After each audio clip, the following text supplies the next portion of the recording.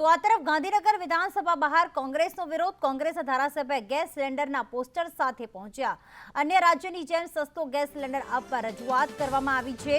તો બજેટ સત્રમાં કોંગ્રેસના ધારાસભ્ય ગેસ સિલિન્ડરના પોસ્ટર સાથે પહોંચ્યા. વિધાનસભાની બહાર તેઓ પોસ્ટર સાથે વિરોધ નોંધાવી રહ્યા છે.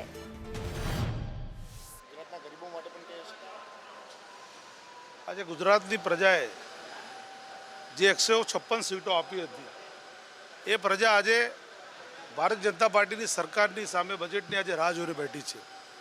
એ આશા રાખીને બેઠી છે કે આજે યુવાનોને જે રોજગારી આપવાની વાત છે, રોજગારી નથી આપીશું, શું બેકારી ભથ્થું આજે મળશે. આજે કિસાનો રાહ જોઈને બેઠા છે કે એમને જે જીએસટી 18% એમના રાસાયણિક ખાતરો અને એમના સાધનો ઉપર જે મળે છે એમાં આજે રાહત મળશે. ગૃહિણીઓ રાહ જોઈને બેઠી છે.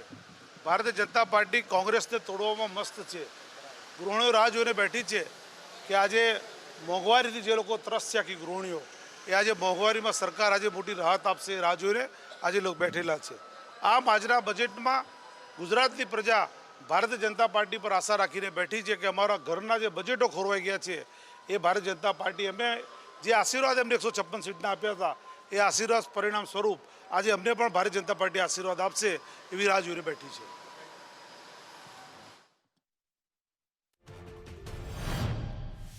ત્યારે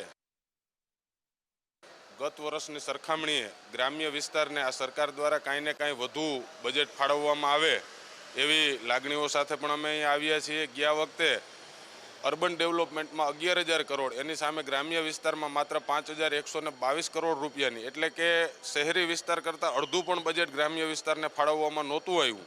ત્યારે આ વખતે કૃષિ ક્ષેત્રે, આરોગ્ય ક્ષેત્રમાં પણ વધુ ફાળવણી કરવામાં આવે એવી અપેક્ષા માનનીય નાણામંત્રી અને માનનીય મુખ્યમંત્રી શ્રી પાસે છે. નેશનલ એવરેજ જે આરોગ્ય પાછળ બીજા રાજ્યો ખર્ચ કરી રહ્યું છે એમાં પણ ગુજરાત ક્યાંય ને ક્યાંય પાછળ છે. તો આરોગ્ય ક્ષેત્રમાં પણ વધુ ફાળવણી કરવામાં આવે અને ગામડામાં જે ડૉક્ટરોની ખૂબ મોટા પ્રમાણમાં ઘટ છે એ ઘટની તાત્કાલિક પૂર્તિ કરવામાં આવે એવી અપેક્ષાઓ લઈ અને આજે અમે બજેટ સત્રમાં હાજર થવા જઈ રહ્યા છીએ. આજે અમારી પાર્ટીના નેતા અને આદિવાસી લીડર માનનીય ચૈતરભાઈ પણ આ બજેટમાં આવી રહ્યા છે. ત્યારે અમને સૌને એમની પણ રાહ જોઈ રહ્યા છીએ કે આવી અને પોતાના જે પણ પ્રશ્નો છે એ વિધાનસભાના ફ્લોર ઉપર રજૂ કરે. ગઈકાલે કેન્દ્ર સરકારે બજેટ રજૂ કર્યું. આજે ગુજરાતનું બજેટ રજૂ થવાનું છે. કેન્દ્ર સરકારના બજેટમાં પણ મોંઘવારીને હટાવવા માટેની કોઈ યોજના નથી અને ગુજરાતના બજેટમાં તો સ્વાભાવિક રીતે કશું હોવાનું નથી. એટલે એના વિરોધમાં સરકારનું ધ્યાન દોરવા માટે અમે આજે આ મુદ્દા લઈ અને લોકોની વચ્ચે ગયા છે. ગુજરાતની જનતાએ 156 આપી ત્યારે સરકાર પાસે ઘણી આશા અને અપેક્ષા હતી. ગુજરાતના વડાપ્રધાન હોય અને રાજસ્થાનમાં જઈને 450 રૂપિયા ગેસની બોટલની જાહેરાત કરે તો ગુજરાતની જનતાએ ભારતીય જનતા પાર્ટીને 30 વર્ષ સુધી મત આપ્યા છે. તો ગુજરાતની ગૃહિણીઓને 450 બાટલો કેમ નહીં? આજે મોંઘવારી વધી રહી છે અને આ બજેટની અંદર ગૃહિણીઓને રાહત મળે.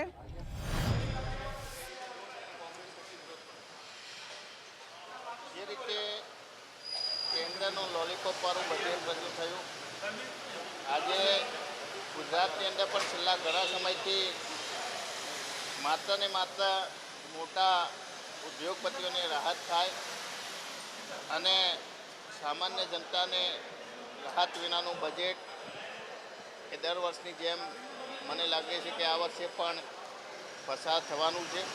એની અંદર સામાન્ય લોકોને, ગરીબ લોકોને માત્ર અરીસો બતાવવામાં આવે એવી પરિસ્થિતિ દર વર્ષની જેમ થવાની છે. આશા રાખીએ કે ગુજરાતની ગરીબ મધ્યમ પ્રજાને ઉપયોગી થાય, મોંઘવારીનો ભાર હળવો થાય. જે રીતે રાજસ્થાનની અંદર 500 રૂપિયાની અંદર સરકારે બાટલો આપે છે એ રીતે ગુજરાતની જનતાને પણ 500 રૂપિયાની અંદર ગેસનો બાટલો મળે, બેરોજગારી દૂર થાય એવું સર્વગ્રાહી બજેટ આજે રજૂ થાય.